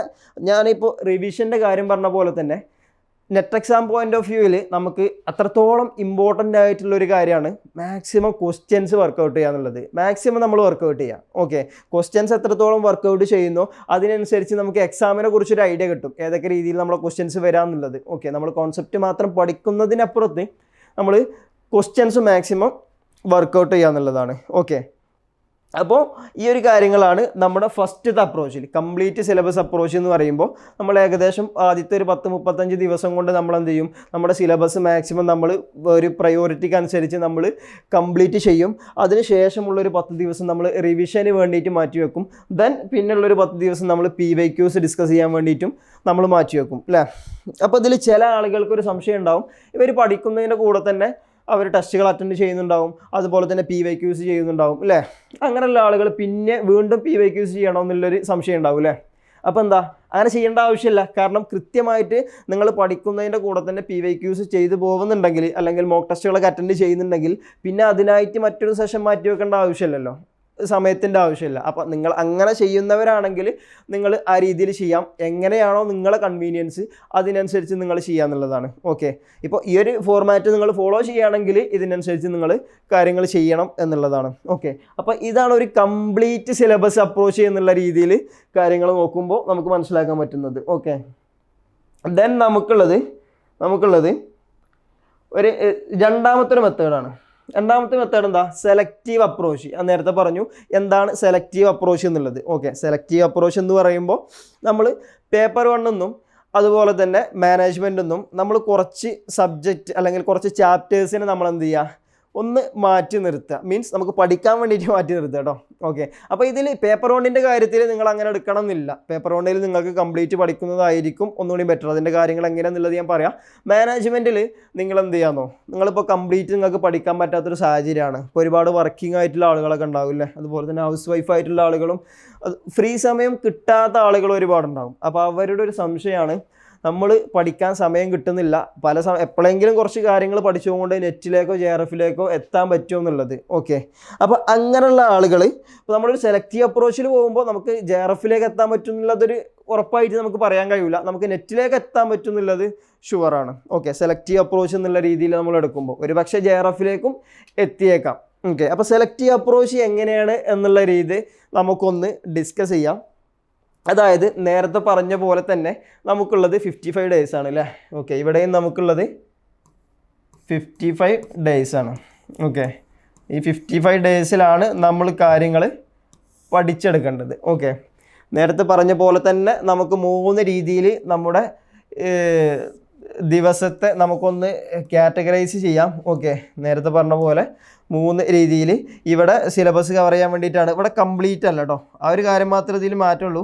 ഇവിടെ വരുന്നത് സിലബസ് തന്നെയാണ്, പക്ഷേ സിലബസ് കംപ്ലീറ്റ് നമ്മളിവിടെ കവർ ചെയ്യുന്നില്ല. ഓക്കെ, പേപ്പർ കൊണ്ടെന്ന് മാനേജ്മെൻറ്റിൽ നിന്ന് ഇവിടെ നിങ്ങൾ ശ്രദ്ധിക്കേണ്ടത്, നിങ്ങൾ ഈ ഞാൻ പറഞ്ഞ പോലെ ഒരു 5 ചാപ്റ്റർ അല്ലെങ്കിൽ 6 ചാപ്റ്ററൊക്കെ നിങ്ങൾ മാനേജ്മെൻറ്റിൽ നിന്ന് എടുക്കുക. അതെങ്ങനെ എടുക്കണം എന്ന് ചോദിച്ചു കഴിഞ്ഞാൽ, ഇപ്പോൾ ഞാൻ നേരത്തെ പറഞ്ഞ പോലെ നിങ്ങൾ സ്ട്രോങ് ആയിട്ടുള്ള വീക്ക് ആയിട്ടുള്ള ഏരിയകളൊക്കെ നിങ്ങൾ മനസ്സിലാക്കുമല്ലോ. അങ്ങനെ മനസ്സിലായതിന് ശേഷം നിങ്ങൾ സ്ട്രോങ് ആയിട്ടുള്ള ഏരിയ ഉണ്ടല്ലോ, അവിടെ വീണ്ടും വീണ്ടും നിങ്ങൾ സ്ട്രോങ് ആയിക്കൊണ്ടിരിക്കുക. മനസ്സിലായോ? പറഞ്ഞ എന്താണെന്നില്ല നിങ്ങൾക്ക് മനസ്സിലായോ? അതായത് ഇപ്പോൾ നിങ്ങൾക്ക് ഫോർ എക്സാമ്പിൾ നിങ്ങൾക്ക് അക്കൗണ്ടിങ്ങും അതുപോലെ തന്നെ ഫിനാൻഷ്യൽ മാനേജ്മെൻറ്റ്, സ്റ്റാറ്റി, അതുപോലെ തന്നെ എക്കണോമിക്സ്, ഇങ്ങനെ പ്രോബ്ലമാറ്റിക് ആയിട്ടുള്ള പേപ്പറിലാണ് നിങ്ങൾക്ക് കൂടുതലായിട്ടുള്ള താല്പര്യം. അതുപോലെ തന്നെ കൂടുതൽ നിങ്ങളെ സ്ട്രോങ് ഏരിയ, കൂടുതൽ മാർക്ക് നിങ്ങൾ സ്കോർ ചെയ്യുന്നതും ഈ ഏരിയയിലാണെങ്കിൽ നിങ്ങൾ എന്ത് ചെയ്യുക, ഈ ഏരിയകളിൽ നിങ്ങൾ കൂടുതലായിട്ട് വീണ്ടും പഠിക്കുക. അങ്ങനെ പഠിച്ചിട്ട് ആ ഒരു കാര്യം നിങ്ങൾ വളരെ പക്കയായിട്ട് കൃത്യമായിട്ട് നിങ്ങളത് പഠിക്കുക. അങ്ങനെ പഠിച്ചതിന് ശേഷം ആ ഒരു 5 ചാപ്റ്റേഴ്സിൽ നിന്ന് നമുക്ക് ക്വസ്റ്റ്യൻ വന്നു കഴിഞ്ഞാൽ നമുക്കത് മിസ്സാവരുത്. മനസ്സിലായല്ലോ? ഒരു ക്വസ്റ്റ്യനൊക്കെ മിസ്സായാലും ബാക്കിയുള്ള ക്വസ്റ്റ്യൻസ് മാക്സിമം നിങ്ങൾക്ക് അതിൽ അറ്റൻഡ് ചെയ്യാൻ, സ്കോർ ചെയ്യാൻ പറ്റണം. മനസ്സിലായല്ലോ? ആ രീതിയിൽ നിങ്ങൾ തറവായിട്ട് പഠിച്ചു വെക്കുക എന്നുള്ളതാണ് ഈ 5 ചാപ്റ്റേഴ്സ്. ഓക്കെ, അപ്പോൾ ആ രീതിയിലാണ് നിങ്ങൾ ശ്രദ്ധിക്കേണ്ടത്. ഇനി പേപ്പർ വണ്ണിലേക്ക് വരുന്ന സമയത്ത് അവിടെ നമുക്ക് 35 days തന്നെ ഉള്ളൂ അല്ലേ. 35 days ആണ് നമുക്ക് വരുന്നത്. അതിൽ നമ്മൾ പേപ്പർ 2 പറഞ്ഞു അല്ലേ. പേപ്പർ 2-ൽ നമ്മൾ 5 ചാപ്റ്റേഴ്സ് 5 ചാപ്റ്റേഴ്സ് നമ്മൾ പഠിക്കും. ഓക്കെ, ദെൻ പേപ്പർ 1-ലേക്ക് വരുന്ന സമയത്ത് നമുക്ക് കംപ്ലീറ്റ് ചാപ്റ്റേഴ്സ് നമുക്ക് ഇവിടെ പഠിക്കുക എന്നുള്ളതാണ്. ഓക്കെ, അത് എങ്ങനെയെന്നുള്ളത് ഞാൻ പറഞ്ഞുതരാം. പേപ്പർ 1-ൻ്റെ കാര്യത്തിൽ നമുക്ക് ക്വസ്റ്റ്യൻസ് മാത്രം വർക്കൗട്ട് ചെയ്ത് കഴിഞ്ഞാൽ, കൂടുതൽ പഠനമൊന്നും ആവശ്യമില്ലാതെ ക്വസ്റ്റ്യൻസ് മാത്രം വർക്കൗട്ട് ചെയ്താൽ നമുക്ക് കംപ്ലീറ്റ് മാർക്ക് സ്കോർ ചെയ്യാൻ പറ്റുന്ന ഒരു 3-4 സബ്ജക്റ്റുകളുണ്ട് അല്ലേ. അതായത് പേപ്പർ 1-ൽ വരുന്ന ഏതൊക്കെയായിരിക്കും അത്? ഒന്ന് DI ആണ് അല്ലേ, ഡാറ്റ ഇൻ്റർപ്രിട്ടേഷൻ ഉണ്ട്. അതുപോലെ തന്നെ നമുക്കുള്ളത് മാത്തമാറ്റിക്കൽ റീസണിങ് ഉണ്ട് അല്ലേ. പിന്നെ വരുന്നത് അതുപോലെ തന്നെ നമുക്ക് റീഡിങ് കോംപ്രഹെൻഷൻ ഉണ്ട് അല്ലേ, RC ഉണ്ട്, റീഡിങ് കോംപ്രഹെൻഷന്. അതുപോലെ തന്നെ ലോജിക്കൽ റീസണിങ്ങും. ഓക്കെ, ലോജിക്കൽ റീസണിങ്ങിൽ നമുക്ക് കുറച്ച് കാര്യങ്ങൾ കോൺസെപ്റ്റിൽ പഠിക്കാനുണ്ട്. ബാക്കി കൂടുതലും ക്വസ്റ്റ്യൻസും നമ്മൾ വർക്കൗട്ട് ചെയ്ത് കഴിഞ്ഞാൽ നമുക്ക് കൂടുതൽ സ്കോർ ചെയ്യാൻ പറ്റുന്ന ഏരിയയാണ്. ഓക്കെ, അപ്പോൾ ഇതിൽ ഈ 3 കംപ്ലീറ്റ് DI, അതുപോലെ തന്നെ മാത്തമാറ്റിക്കൽ റീസണിങ്ങും, അതുപോലെ തന്നെ റീഡിങ് കോംപ്രഹെൻഷനും, ഇത് 3 നമ്മൾ കംപ്ലീറ്റ് ക്വസ്റ്റ്യൻസ് മാത്രം വർക്കൗട്ട് ചെയ്താൽ മതി. ഓക്കെ, റീഡിങ് കോംപ്രഹെൻഷനും DI ഒക്കെ മാക്സിമം ക്വസ്റ്റ്യൻസ് വർക്കൗട്ട് ചെയ്തുകൊണ്ടേ ഇരിക്കുക. അങ്ങനെ ക്വസ്റ്റ്യൻസ് വർക്കൗട്ട് ചെയ്ത് കഴിഞ്ഞാൽ നമുക്ക് സ്കോർ ചെയ്യാൻ പറ്റുന്ന ഏരിയകളാണ് അല്ലേ. അതുപോലെ തന്നെ ലോജിക്കൽ റീസണിങ്ങും ഒരു പരിധി വരെ അങ്ങനെ തന്നെയാണ്. ഓക്കെ, ചില കാര്യങ്ങൾ പഠിക്കാനുണ്ടെങ്കിലും അതിലൊരു പരിധി വരെ ക്വസ്റ്റ്യൻസ് വർക്കൗട്ട് ചെയ്ത് കഴിഞ്ഞാൽ നമുക്ക് സ്കോർ ചെയ്യാൻ പറ്റുന്ന ഏരിയകളാണ്. ഓക്കെ, അപ്പോൾ ആ കാര്യങ്ങളൊന്ന് ശ്രദ്ധിക്കുക. ദെൻ പിന്നെ നമുക്ക് പേപ്പർ 1-ലുള്ളത് 6 ചാപ്റ്റേഴ്സ് ആണ്. ഓക്കെ, അപ്പോൾ നേരത്തെ ഞാൻ പറഞ്ഞ പോലെ നമുക്ക് എന്ത് ചെയ്യാൻ പറ്റും, ഇവിടെ സെലക്റ്റീവായിട്ട് ബാക്കിയുള്ള 6 ചാപ്റ്റേഴ്സിനെ നമുക്ക് പഠിക്കാൻ പറ്റും. ഓക്കെ, അപ്പോൾ ഇത് നിങ്ങൾ എങ്ങനെ വർക്കൗട്ട് ചെയ്യണം എന്ന് വെച്ച് കഴിഞ്ഞാൽ, നിങ്ങൾ ഡെയിലി പഠിക്കുമല്ലോ. അതായത് ഇനി നിങ്ങൾ സീരിയസ് ആയിട്ട് പഠിക്കാനിരിക്കുകയാണെങ്കിൽ ഡെയിലി നിങ്ങൾ എന്ത് ചെയ്യുക, ഓരോ DI പിന്നെ പ്രാക്ടീസ് ചെയ്യുക. അതുപോലെ തന്നെ അല്ലെങ്കിൽ ഓരോ റീഡിങ് കോംപ്രഹെൻഷൻ ക്വസ്റ്റ്യൻ ഓരോ സെറ്റ് വീതമെങ്കിലും ഡെയിലി നിങ്ങൾ മാക്സിമം പ്രാക്ടീസ് ചെയ്യാൻ വേണ്ടി ശ്രമിക്കുക. അതുപോലെ തന്നെ മാത്തമാറ്റിക്കൽ റീസണിങ്ങിൽ വരുന്ന മാത്തമാറ്റിക്കൽ ആയിട്ടുള്ള ക്വസ്റ്റ്യൻസൊക്കെ നിങ്ങൾ എന്ത് ചെയ്യുക, മാക്സിമം ചെയ്തുകൊണ്ടിരിക്കുക. ഡെയിലി നിങ്ങൾ ക്വസ്റ്റ്യൻസ് വർക്കൗട്ട് ചെയ്തുകൊണ്ടിരിക്കുക. ഓക്കെ, അതിൻ്റെ കൂടെ ബാക്കിയുള്ളതും കൂടി നിങ്ങൾ പഠിക്കാൻ വേണ്ടിയിട്ട് ശ്രമിക്കുക എന്നുള്ളതാണ്. ഓക്കെ, അപ്പോൾ ഇവിടെയൊക്കെ നമ്മൾ പ്രധാനമായിട്ട് കൊടുക്കേണ്ടത് സമയം എന്നുള്ളത് വളരെ ഇമ്പോർട്ടൻ്റ് ആയിട്ടുള്ളൊരു കാര്യമാണ് അല്ലേ. അതുകൊണ്ടാണ് ഞാൻ ഇത്ര ദിവസം എന്നുള്ള രീതിയിൽ ഞാനിതിനൊന്ന് കൺക്ലൂഡ് ചെയ്യുന്നത്. ഓക്കെ, അപ്പോൾ നമ്മളിവിടെ പറഞ്ഞിട്ടുള്ള ഈ 35 ഡേയ്സ് ഉണ്ടല്ലോ, 35 ഈ ഒരു 35 ഡേയ്സ് കൊണ്ട് നമ്മളിത് കംപ്ലീറ്റ് ചെയ്തിരിക്കണം. അത് നമ്മൾ കംപ്ലീറ്റ് സിലബസ് പഠിക്കുകയാണെങ്കിലും ഇനി സെലക്റ്റീവ് അപ്രോച്ചാണ് നമ്മൾ എടുക്കുന്നതെങ്കിലും നമ്മൾ എന്ത് ചെയ്യേണ്ടി വരും, ഈ ഒരു 35 ഡേയ്സ് കൊണ്ട് നമ്മളത് കംപ്ലീറ്റ് ചെയ്തിരിക്കണം. ഓക്കെ, ഇൻ കേസ് ഇനി എക്സാം ഇപ്പോൾ നമുക്ക് ഈ 35 ഡേയ്സിൻ്റെ ഇടയിൽ നമുക്ക് ഇൻ കേസ് എക്സാമിൻ്റെ നോട്ടിഫിക്കേഷനൊക്കെ വന്നിട്ട് ഒരു എക്സാം കുറച്ച് നീളുന്ന രീതിയിലൊക്കെ ആണെങ്കിൽ നമുക്ക് അതിനനുസരിച്ച് അങ്ങോട്ട് സമയം എടുക്കാം, അല്ലെങ്കിൽ അങ്ങോട്ട് കൂടുതൽ ദിവസം കൂടി നമുക്ക് എടുക്കാം. അപ്പോൾ അതിനനുസരിച്ച് നിങ്ങൾ റിവിഷനും PYQസും ഒന്ന് കൺസിഡർ ചെയ്യാന്നുള്ളതാണ്. അതിനനുസരിച്ച് അതും കൂടെ ഒന്ന് അഡ്ജസ്റ്റ് ചെയ്യാന്നുള്ളതാണ്. ഓക്കെ, അപ്പോൾ ആ രീതിയിൽ നിങ്ങൾ ചെയ്യുക. ദെൻ നേരത്തെ പറഞ്ഞ പോലെ തന്നെയാണ് ബാക്കി 2 കാര്യങ്ങളും വരുന്നത്. ഇതിൽ 10 ദിവസം നമ്മൾ എന്ത് ചെയ്യാണ്, 10 ദിവസം റിവിഷന് വേണ്ടിയിട്ട് കൊടുക്കുകയാണ് അല്ലേ, 10 ദിവസം റിവിഷന് വേണ്ടിയിട്ട് കൊടുക്കുകയാണ്. ദെൻ നമ്മൾ വീണ്ടും ഉള്ള 10 ദിവസം നമ്മൾ നേരത്തെ പറഞ്ഞ പോലെ തന്നെ ഇവിടെയും PYQസും അതുപോലെ തന്നെ മോക്ക് ടെസ്റ്റും അറ്റൻഡ് ചെയ്യാൻ വേണ്ടിയിട്ട് കൊടുക്കുക എന്നുള്ളതാണ്. ഓക്കെ, അപ്പോൾ ഈ 2 അപ്രോച്ചും തമ്മിൽ ഞാൻ ഉദ്ദേശിച്ചത് ഇത്രേ ഉള്ളൂ. 2 തരത്തിലുള്ള ആളുകളാണ് പൊതുവെ ഉണ്ടാവുക. ഇങ്ങനെ 2 തരത്തിലുള്ള ആളുകളാണ് പൊതുവെ ഉണ്ടാവുക.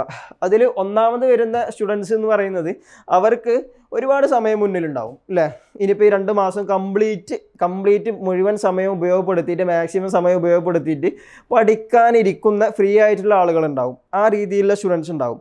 അവർക്ക് എന്ത് ചെയ്യുക, ഫസ്റ്റിലെ അപ്രോച്ച്, അതായത് കംപ്ലീറ്റ് സിലബസ് എന്നുള്ള രീതിയിലുള്ള അപ്രോച്ച് നിങ്ങൾക്ക് ഫോളോ ചെയ്യാം. ഓക്കെ, അതുപോലെ തന്നെ മറ്റൊരു കാറ്റഗറി എന്ന് പറയുന്നത് വർക്കിംഗ് ആയിട്ടുള്ള ഒരുപാട് ആളുകളുണ്ടാവും. അതുപോലെ തന്നെ ഹൗസ് വൈഫ് ആയിട്ടുള്ള വീട്ടിലെ ജോലികളും കാര്യങ്ങളായിട്ട് തിരക്കുള്ള ആളുകളുണ്ടാവും അല്ലേ. അതായത് അവർക്ക് ചിലപ്പം കംപ്ലീറ്റ് പഠിക്കുക എന്നുള്ളത് ഒരു പക്ഷേ പോസിബിൾ ആയിരിക്കില്ല എന്നുള്ളതാണ്.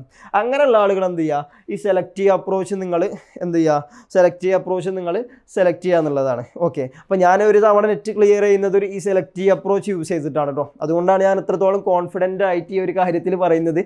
ഏകദേശം ഒരു മാസത്തോളം, ഒരു 3-4 ആഴ്ചയൊക്കെ ഇരുന്നിട്ടാണ് ഫസ്റ്റ് ടൈമിൽ ഞാൻ ഇത് ക്ലിയർ ചെയ്യുന്നത്. ഓക്കെ, അപ്പോൾ ഈ ഒരു സെലക്റ്റീവ് അപ്രോച്ച് യൂസ് ചെയ്തിട്ടാണ് ഞാനത് ക്ലിയർ ചെയ്തിട്ടുള്ളത്. അപ്പോൾ അതുകൊണ്ടാണ് ഞാൻ ഇത്ര കോൺഫിഡൻ്റ് ആയിട്ട് ഈ കാര്യം പറയുന്നത്. അപ്പോൾ ആ രീതിയിലും നിങ്ങൾക്ക് ചെയ്യാന്നുള്ളതാണ്.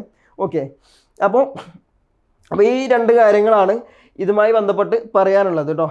ഓക്കെ, അപ്പോൾ ഇന്നത്തെ സെഷനിൽ നമ്മൾ ഡിസ്കസ് ചെയ്യാൻ ഉദ്ദേശിച്ചത് ഈ 2 കാര്യങ്ങൾ. ദെൻ നമ്മളിപ്പോൾ പറഞ്ഞിട്ടുള്ള കാര്യങ്ങൾ തന്നെയാണ്, അതൊന്ന് കൺക്ലൂഡ് ചെയ്തിട്ട് കുറച്ച് കാര്യങ്ങളൊന്ന് നോക്കട്ടെ. നമുക്ക് ഇപ്പോൾ പറഞ്ഞിട്ടുള്ള കുറച്ച് കാര്യങ്ങളാണ്. അപ്പോൾ അതിൽ നമ്മൾ കുറച്ച് കാര്യങ്ങൾ ശ്രദ്ധിക്കേണ്ടതുണ്ട്. Okay, first complete within time. ഇപ്പോൾ ഞാൻ നേരത്തെ പറഞ്ഞിട്ടുള്ളതുപോലെ നിങ്ങൾ ആദ്യത്തെ ഒരു 35 ഡേയ്സ് കൊണ്ട് നിങ്ങൾ എന്ത് ചെയ്യുക, കംപ്ലീറ്റ് സിലബസ് നിങ്ങൾ, അല്ലെങ്കിൽ നിങ്ങൾ സെലക്റ്റീവ് അപ്രോച്ച് ആണെങ്കിൽ ആ രീതിയിൽ നിങ്ങൾ എന്ത് ചെയ്യുക, പഠിക്കാൻ വേണ്ടിയിട്ട് ശ്രമിക്കുക. സമയത്തിന് തീർക്കുക എന്നുള്ളത്, സമയത്തിന് നമ്മൾ കംപ്ലീറ്റ് ചെയ്യുക എന്നുള്ളത് വളരെ ഇമ്പോർട്ടൻ്റ് ആയിട്ടുള്ള കാര്യമാണ് കേട്ടോ. അതായത് നെറ്റ് എക്സാമിൻ്റെ കാര്യത്തിൽ അതിലേറെ ഇമ്പോർട്ടൻ്റ് ആണ്. കാരണം നമ്മൾ എക്സാം എഴുതുന്ന സമയത്തൊക്കെ നമ്മൾ സമയം അഡ്ജസ്റ്റ് ചെയ്യുക എന്നുള്ളത് വളരെ പ്രധാനപ്പെട്ട കാര്യമാണ്.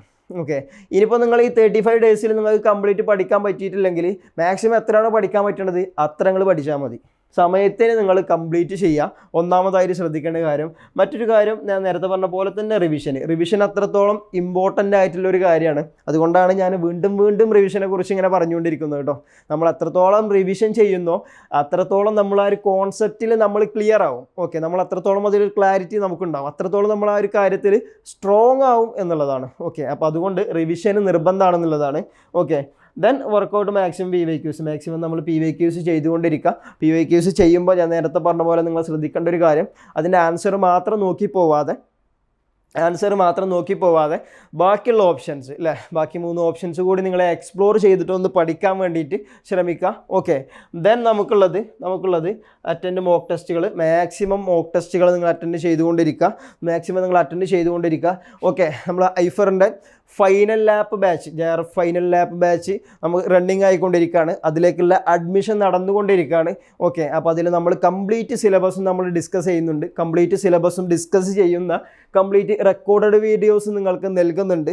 അതുപോലെ തന്നെ പ്രധാനപ്പെട്ട നമ്മുടെ ടോപ്പിക്സൊക്കെ നമ്മൾ ലൈവിൽ ഇനിയും നമ്മൾ ഡിസ്കസ് ചെയ്യുന്നുണ്ട്. അപ്പോൾ ഇതിൻ്റെ ലൈവ് സെഷൻസ് നമ്മൾ സ്റ്റാർട്ട് ചെയ്തിട്ടില്ല, എന്തായാലും ഉടനെ നമ്മൾ ക്ലാസ്സുകൾ സ്റ്റാർട്ട് ചെയ്യുന്നതാണ്. അപ്പോൾ അതിലേക്കുള്ള അഡ്മിഷൻ നടന്നുകൊണ്ടിരിക്കുകയാണ് അല്ലേ. അപ്പോൾ മാക്സിമം നിങ്ങൾ താല്പര്യമുള്ളവരൊക്കെ മാക്സിമം ജോയിൻ ചെയ്യാൻ വേണ്ടിയിട്ട് ശ്രമിക്കുക. നമ്മുടെ ഒരു അവസാന സമയമാണ്. ഓക്കെ, അതായത് ഇനി നമുക്ക് ഇത്രത്തോളം ഒരു രീതിയിൽ നമുക്ക് ഇൻറ്റൻസീവായിട്ടുള്ളൊരു കോച്ചിങ് ചിലപ്പോൾ ലഭിച്ചോളണം എന്നുണ്ടാവില്ല. ഓക്കെ, കാരണം അത്രത്തോളം എക്സാമിലേക്ക് നമ്മൾ അടുത്തിട്ടുണ്ട്. അപ്പോൾ മാക്സിമം നിങ്ങളത് യൂട്ടിലൈസ് ചെയ്യാൻ വേണ്ടിയിട്ട് ശ്രമിക്കുക. നമുക്ക് അവിടെ ഞാൻ പറഞ്ഞ പോലെ നമുക്ക് PYQസും കാറ്റഗറൈസ് ചെയ്തിട്ടുള്ള PYQസ് ഓരോ സബ്ജക്റ്റിൻ്റെയും അല്ലെങ്കിൽ ഓരോ ചാപ്റ്ററിൻ്റെയും കാറ്റഗറൈസ് ചെയ്തിട്ടുള്ള PYQസ് നമ്മൾ പ്രൊവൈഡ് ചെയ്യുന്നുണ്ട്. അതുപോലെ തന്നെ കംപ്ലീറ്റ് PYQസും നമ്മൾ പ്രൊവൈഡ് ചെയ്യുന്നുണ്ട്. അതുപോലെ തന്നെ മാക്സിമം മോക്ക് ടെസ്റ്റുകൾ നമ്മൾ വീക്കിലി കണ്ടക്ട് ചെയ്യുന്നുണ്ട്. അപ്പോൾ ഇങ്ങനെ ഒരുപാട് ഫീച്ചേഴ്സ് നമ്മളിതിൽ കൊടുക്കുന്നുണ്ട്. ഓക്കെ, നമ്മുടെ ഈ ഒരു JRF ഫൈനൽ ലാബ് ബാച്ചിൽ. അപ്പോൾ മാക്സിമം താല്പര്യമുള്ളവർ ഈ ഒരു ടേമിൽ തന്നെ നെറ്റും JRF ഒക്കെ ക്രാക്ക് ചെയ്യാൻ താല്പര്യമുള്ളവർ എന്ത് ചെയ്യുക, മാക്സിമം ജോയിൻ ചെയ്യാൻ വേണ്ടിയിട്ട് ശ്രമിക്കുക. ഓക്കെ, അതുപോലെ തന്നെ നമ്മുടെ മാനേജ്മെൻറ്റിൻ്റെ ഫ്രീ ആയിട്ടുള്ള മോക്ക് ടെസ്റ്റ് ഗൈഡൻസ് നമ്മൾ കൊടുക്കുന്നുണ്ട്. അവിടെ നമ്മുടെ മെറ്റീരിയൽസും അതുപോലെ തന്നെ പോൾ രീതിയിലുള്ള ക്വസ്റ്റ്യൻസ് ഒക്കെ നമ്മൾ കൊടുക്കുന്നുണ്ട്. ഓക്കെ, അപ്പോൾ നമ്മുടെ ഗൈഡൻസ് ഗ്രൂപ്പ് ജോയിൻ ചെയ്യാൻ താല്പര്യമുള്ളവർക്ക് ജോയിൻ ചെയ്യാം. നമ്മുടെ ഡിസ്ക്രിപ്ഷൻ ബോക്സിൽ അതിൻ്റെ ലിങ്കൊക്കെ നമ്മൾ നൽകുന്നുണ്ട്. മാക്സിമം താല്പര്യമുള്ളവരൊക്കെ ഇതൊക്കെ യൂട്ടിലൈസ് ചെയ്തിട്ട് പഠിക്കാൻ വേണ്ടിയിട്ട് ശ്രമിക്കാം കേട്ടോ.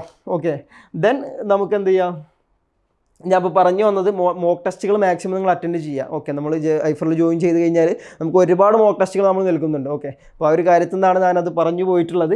ദെൻ നമുക്ക് എന്ത് ചെയ്യുക, അടുത്തൊരു കാര്യം സിമുലേറ്റ് എക്സാം ലൈക്ക് കണ്ടീഷൻസ് ആണ്.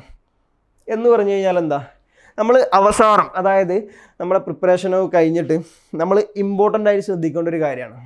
എന്താണെന്ന് വെച്ച് കഴിഞ്ഞാൽ നമ്മൾ ഒരു എക്സാം ഹാളിൽ പോയി ഇരുന്ന് കഴിഞ്ഞാൽ, അതായത് നെറ്റ് എക്സാം എഴുതാൻ വേണ്ടിയിട്ട് നമ്മൾ എക്സാം ഹാളിൽ പോയി ഇരുന്ന് കഴിഞ്ഞാൽ ഒരു 3 hour നമ്മൾ അവിടെ ഇരിക്കൂലേ. 3 hour ഇരുന്നിട്ടാണ് നമ്മൾ എക്സാം എഴുതുന്നത്. അപ്പോൾ നമ്മൾ ഈ ഒരു മോക്ക് ടെസ്റ്റുകളൊക്കെ അറ്റൻഡ് ചെയ്യുന്നതിൻ്റെ കൂട്ടത്തിൽ നമ്മൾ ആ രീതിയിലൊന്ന് സെറ്റ് ചെയ്യാൻ വേണ്ടി ശ്രമിക്കുക. ഓക്കെ, എങ്ങനെ ഈ 3 hour വെച്ചിട്ട് ഒരു 150 questions ഒക്കെ വെച്ചിട്ടുള്ള ഒരു എക്സാം നിങ്ങൾ സെറ്റ് ചെയ്യാം. എന്നിട്ട് നിങ്ങൾ അറ്റൻഡ് ചെയ്യുന്ന സമയത്ത് ഫ്രീ ആയിട്ടിരിക്കുക. അവിടെ ഒരു ഡിസ്റ്റർബൻസും നോയ്സൊന്നും ഇല്ലാത്ത രീതിയിൽ മാക്സിമം നിങ്ങൾ ഫ്രീ ആയിട്ട് ഇരിക്കാൻ വേണ്ടി ശ്രമിക്കുക. അങ്ങനെ ഫ്രീ ആയിട്ട് ഇരുന്നിട്ട് നിങ്ങൾ ഒരു 3 hours ഈ ടെസ്റ്റുകൾ അറ്റൻഡ് ചെയ്തുകൊണ്ടിരിക്കുക. അങ്ങനെ ചെയ്ത് കഴിഞ്ഞാൽ നിങ്ങൾക്ക് മാക്സിമം ടൈം അഡ്ജസ്റ്റ് ചെയ്യാൻ പറ്റും എന്നുള്ളതാണ്. ഓക്കെ, ദെൻ നമ്മൾ അതിൽ ഒരുപാട് കാര്യങ്ങൾ ശ്രദ്ധിക്കേണ്ടതുണ്ട്. അത് നമുക്ക് മറ്റൊരു സെഷനിൽ പറയാം. നമ്മൾ ടൈം മാനേജ്മെൻറ്റുമായി ബന്ധപ്പെട്ട് എക്സാം ഹാളിൽ നമ്മൾ ചെയ്യേണ്ട കുറച്ച് കാര്യങ്ങളുണ്ട്. അത് നമുക്ക് മറ്റൊരു സെഷനിൽ ഡിസ്കസ് ചെയ്യാം. ഓക്കെ, അപ്പോൾ ദെൻ നമുക്കുള്ളത് അണ്ടർസ്റ്റാൻഡ് ദ കട്ട് ഓഫ് ആണ്. ഇതും ഒരു പ്രധാനപ്പെട്ട കാര്യമാണ് കേട്ടോ. നമ്മൾ ഒരു കാര്യം ശ്രദ്ധിക്കണം, അതായത് നമ്മൾ പഠിക്കുന്നതൊക്കെ എന്തിനു വേണ്ടിയിട്ടാണ്, നമ്മൾ കംപ്ലീറ്റ് സിലബസ് പഠിക്കുന്നുണ്ട് അല്ലേ. നമ്മൾ ചിന്തിക്കുന്നത് നമുക്ക് മാക്സിമം, അതായത് 100 questions ആണെങ്കിൽ 100 questions നമ്മൾ ക്ലിയർ ചെയ്യണം, അല്ലെങ്കിൽ 100 questions നമ്മൾ, അല്ലെങ്കിൽ 150 questions നമ്മൾ അറ്റൻഡ് ചെയ്താൽ, അറ്റൻഡ് എന്നല്ല, നമ്മളത് ആൻസർ ചെയ്താൽ, അല്ലെങ്കിൽ അങ്ങനെ ശരി ഉത്തരമായി കഴിഞ്ഞാൽ നമുക്ക് നെറ്റിലേക്ക് എത്താൻ പറ്റുന്നുള്ളത്. നമ്മൾ ആ ഒരു ചിന്തയിലാണ് പഠിക്കുന്നത് അല്ലേ. ഓക്കെ, അപ്പോൾ നമ്മൾ മനസ്സിലാക്കേണ്ട ഒരു കാര്യം, മാനേജ്മെൻറ്റിൽ കഴിഞ്ഞ കുറച്ച് ടേമിലുള്ള നമ്മൾ കട്ട് ഓഫുകൾ എടുത്തു നോക്കുന്ന സമയത്ത് അതിൽ നെറ്റിൽ വരുന്നത് ഒരു 50 to 50% ആണ്. എത്രയാണ് നെറ്റിന് വരുന്നത്? ഏകദേശം നെറ്റിന് വരുന്നത് ഒരു 50 മുതൽ ഒരു 55% വരെയാണ് വരുന്നത്. ഓക്കെ, നെറ്റ് ക്ലിയർ ചെയ്യാൻ വേണ്ടിയിട്ട് വേണ്ടത്. അതായത് അതിലൊരു OBC EWS അങ്ങനെ ഒരു റിസർവേഷനുള്ള വിഭാഗത്തിൽ വരുമ്പോൾ ഒരു 50 മുതൽ ഒരു 51, 52, 53 ആ റേഞ്ചിലായിരിക്കും ഉണ്ടാവുക. ദെൻ നമുക്കൊരു ജനറൽ കാറ്റഗറിയിലേക്ക് വരുമ്പോൾ ഒരു 55% ഒക്കെയാണ് നമ്മുടെ ഒരു കട്ട് ഓഫ് എന്ന് പറയുന്നത്, നെറ്റിലേക്ക് എത്താൻ കേട്ടോ. ദെൻ JRFൻ്റെ കട്ട് ഓഫ് എന്ന് പറയുന്നത്, JRFന് വരുന്നത് ഒരു 55ൻ്റെ അബവ് ആണ്. അത് 55 to ഒരു 60 to ഒരു 63 ആ റേഞ്ചൊക്കെ ആയിരിക്കും ഉണ്ടാവുക. ഓക്കെ, കഴിഞ്ഞൊരു ടേമിൽ കുറച്ച് കൂടിയിട്ടുണ്ടായിരുന്നു. ഇതൊരു 62 എന്നുള്ളത് ഒരു 64 വരെയൊക്കെ പോയിട്ടുണ്ടായിരുന്നു. നോർമൽ കേസിൽ ഒരു 55 to അല്ലെങ്കിൽ ഒരു 60 വരെയൊക്കെ വന്നു കഴിഞ്ഞാൽ നമുക്ക് JRF നേടാന്നുള്ളതാണ്. ഓക്കെ, ഇതിലൊരു OBC ആണെങ്കിൽ ഒരു 55, 56 ആ റേഞ്ചിലായിരിക്കും ഉണ്ടാവുക. ദെൻ ഒരു ജനറലിലേക്ക് എത്തുമ്പോഴാണ്, ജനറൽ കാറ്റഗറിയിലേക്ക് വരുമ്പോഴാണ് 60 or 62% ആ രീതിയിലൊക്കെ വരുന്നത്. അപ്പോൾ ഞാൻ പറഞ്ഞു വന്നത്, നമുക്ക് വേണ്ട സ്കോർ ചെയ്യേണ്ട മാർക്ക് എന്ന് പറയുന്നത് ഇത്രയാണ്. മനസ്സിലായോ? അതായത് ഒരു എക്സാമിൻ്റെ പകുതി മാർക്ക്. ഓക്കെ, 150 questions ഉണ്ടെങ്കിൽ ഒരു 75% questions അല്ലെങ്കിൽ ഒരു 80-85 questions ആൻസർ ചെയ്ത് കഴിഞ്ഞാൽ നമുക്ക് നെറ്റിലേക്കോ JRFിലേക്കോ എത്താൻ പറ്റുന്നുള്ളതാണ്. ഓക്കെ. അപ്പോൾ നിങ്ങൾ പഠിക്കുന്ന സമയത്ത് നിങ്ങൾ ആ രീതിയിൽ നിങ്ങൾ ശ്രദ്ധിക്കുക. നിങ്ങൾ ഒരുപാട് കാര്യങ്ങൾ നമുക്ക് കിട്ടുന്ന റിസോഴ്സസ് ഉപയോഗിച്ചിട്ട് ഒരുപാട് വാരി വലിച്ച് പഠിക്കുന്നതിന് പകരം നിങ്ങൾ മനസ്സിലാക്കുക, എനിക്ക് ഈ ഒരു എക്സാമിൽ സ്കോർ ചെയ്യേണ്ടത് ഇത്രയാണ്, അപ്പോൾ ഇതിന് ഞാൻ എന്തൊക്കെ പഠിക്കണം, ഏത് രീതിയിലാണ് ഞാൻ പഠിക്കേണ്ടത്. അതുപോലെ തന്നെ ഈ എക്സാമിന് ക്വസ്റ്റ്യൻസ് വരുന്ന പാറ്റേൺ PYQs ഒക്കെ നോക്കിക്കഴിഞ്ഞാൽ ഏത് രീതിയിലാണ് ക്വസ്റ്റ്യൻസ് വരുന്നതെന്നൊക്കെ മനസ്സിലാക്കാൻ പറ്റും. ഓക്കെ. അപ്പോൾ അതിനനുസരിച്ച് നിങ്ങൾ പഠിക്കാൻ വേണ്ടി ശ്രമിക്കുക. ഓക്കെ. ഒരുപാട് പഠിക്കുന്നതിനനുസരിച്ചും എന്തൊക്കെ പഠിക്കണം എന്തൊക്കെ പഠിക്കണ്ട എന്നുള്ള രീതിയിൽ ആ കാര്യങ്ങൾ മനസ്സിലാക്കിയിട്ട് അതിനനുസരിച്ച് നമ്മൾ ഈ ഒരു സ്കോറിലേക്ക് എത്താൻ പറ്റുന്ന രീതിയിൽ നമ്മൾ പഠിക്കാൻ വേണ്ടി ശ്രമിക്കാം. ഓക്കെ. ഒരു 50 to 55 അല്ലെങ്കിൽ 55 to 60 ഒക്കെ എത്തിക്കഴിഞ്ഞാൽ നമുക്ക് നെറ്റും JRF ഒക്കെ നേടാൻ പറ്റുന്നുള്ളതാണ്. അപ്പോൾ ആ രീതിയിലും കൂടി നിങ്ങൾ ശ്രദ്ധിക്കുക, എത്രത്തോളം കട്ട് ഓഫ് എന്നുള്ളത് മനസ്സിലാക്കിയിട്ട് നിങ്ങൾ ചെയ്യുക. ഓക്കെ. അപ്പോൾ ഈ കട്ട് ഓഫിൻ്റെ പ്രധാനം ഞാൻ ഇവിടെ പറഞ്ഞിട്ടുള്ളത് ഞാൻ പറഞ്ഞല്ലോ, അതായത് നിങ്ങളൊരു എക്സാമിൻ്റെ ഒരു സിറ്റുവേഷനിൽ അല്ലെങ്കിൽ ആ രീതിയിലൊക്കെ ഒരു സിറ്റുവേഷൻ ഫോം ചെയ്തിട്ട് നിങ്ങൾ എക്സാം അറ്റൻഡ് ചെയ്തുകൊണ്ടിരിക്കുക, ഒരു മോക്ക് ടെസ്റ്റുകൾ അറ്റൻഡ് ചെയ്തുകൊണ്ടിരിക്കുക. ആ സമയത്ത് നിങ്ങൾ എന്ത് ചെയ്യുക, നിങ്ങൾ ഈ ഒരു കട്ട് ഓഫുകൾ നമ്മൾ ഡെഡ് ലൈനായിട്ട് വെക്കുക. ഓക്കെ. അല്ലെങ്കിൽ ഇപ്പോൾ ഒരു 50 എന്നുള്ളതിന് പകരം ഒരു 55 പകരം ഒരു 60, കുറച്ച് ഒരു 2-3% ഒക്കെ കൂട്ടിയിട്ടിട്ട് ആ രീതിയിൽ നിങ്ങൾ കട്ട് ഓഫുകൾ വെക്കുക. ഓക്കെ. അങ്ങനെ കട്ട് ഓഫ് വെച്ചിട്ട് ഒരു 3-4 ടെസ്റ്റുകളൊക്കെ നിങ്ങൾ അറ്റൻഡ് ചെയ്ത് നോക്കുക. ഓക്കെ. അങ്ങനെ അറ്റൻഡ് ചെയ്യുന്ന സമയത്ത് നിങ്ങൾക്ക് ഇമ്പ്രൂവ്മെൻറ്റ് ഉണ്ടോ എന്നുള്ളത് നിങ്ങൾ നോക്കുക. ഓക്കെ. അതായത് ഇപ്പോൾ നിങ്ങൾ ടെസ്റ്റ് അറ്റൻഡ് ചെയ്യുന്ന സമയത്ത് ഒരു 55 ഒക്കെ കട്ട് ഓഫ് വെച്ചിട്ട് നിങ്ങൾ അറ്റൻഡ് ചെയ്യുക. അപ്പോൾ ആ സമയത്ത് നിങ്ങൾക്ക് അതിലേക്ക് എത്താൻ പറ്റുന്നുണ്ടോ, അല്ലെങ്കിൽ എത്താതിരിക്കാൻ എന്താണ് കാരണം, എവിടെയാണ് നിങ്ങൾ സ്ട്രോങ് എവിടെയാണ് വീക്ക് എന്നുള്ളതൊക്കെ നിങ്ങൾ മനസ്സിലാക്കുക. ഓക്കെ. അതിനനുസരിച്ച് നിങ്ങൾ പ്രിപ്പയർ ചെയ്യുക എന്നുള്ളതാണ്. ഓക്കെ. ഇപ്പോൾ നമ്മൾ എത്ര പ്രിപ്പറേഷൻ സ്ട്രാറ്റജി എന്നുള്ള രീതിയിൽ കാര്യങ്ങൾ പറഞ്ഞു കഴിഞ്ഞാലും നിങ്ങളാണ് പ്രിപ്പയർ ചെയ്യേണ്ടത്. ഓക്കെ. നിങ്ങളാണ് പഠിക്കുന്നത് എന്നുള്ളത് നിങ്ങൾ ഫസ്റ്റ് ആദ്യം നിങ്ങളത് മനസ്സിലാക്കുക. എന്നിട്ട് അതിനനുസരിച്ച് എങ്ങനെയാണ് നിങ്ങൾക്ക് കൊണ്ടുപോകേണ്ടത് എന്നുള്ളത് നിങ്ങൾ മനസ്സിലാക്കിയിട്ട് അതിനനുസരിച്ച് നിങ്ങൾ പഠിക്കാൻ വേണ്ടി ശ്രമിക്കുക. ഓക്കെ. അപ്പോൾ ഈ ഒരു ടേമിൽ തന്നെ മാക്സിമം എല്ലാവരും അറ്റൻഡ് ചെയ്യുക. മാക്സിമം എല്ലാവർക്കും നെറ്റും JRFലേക്കും എത്താൻ പറ്റട്ടെ എന്നുള്ളത് ആശംസിക്കുകയാണ്.